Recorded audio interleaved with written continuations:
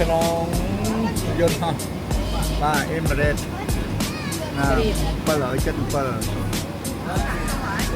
ឥឡូវនេះគឺយើងមកដល់សិង្ហបុរីសង្ហបុរីហើយយើងនៅទីនេះ1ម៉ោងមុននឹងយើងឡើងទៅឌូបៃទៀតเนาะ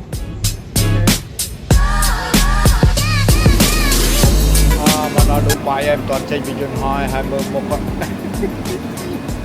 បានចេញបាន3ម៉ោង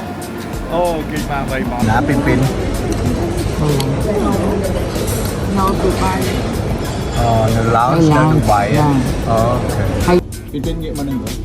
អូកូនជិះអីទៀតកូនជិះពីរជាន់ណាអានេះគេហៅអី Airbus 380ណា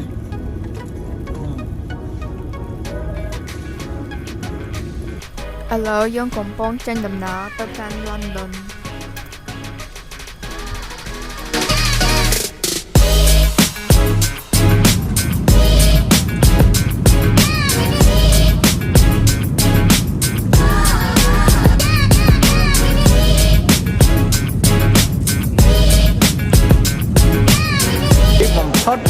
យើងបានមកដល់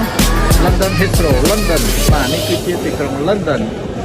Airport Terminal 3ទាំងអស់គ្នាសុខសប្បាយ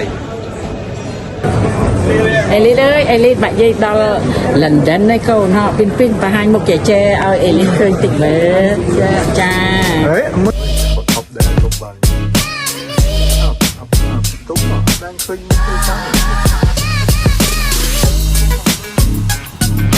ពេលនិយាយមកកន្លែងនោះស្អីគេគាត់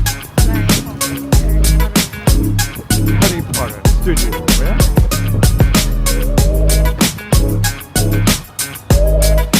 ពី London មកជិះឡានឆ្ងាយដែរ1ម៉ោងឲ្យត្រឹមបានដល់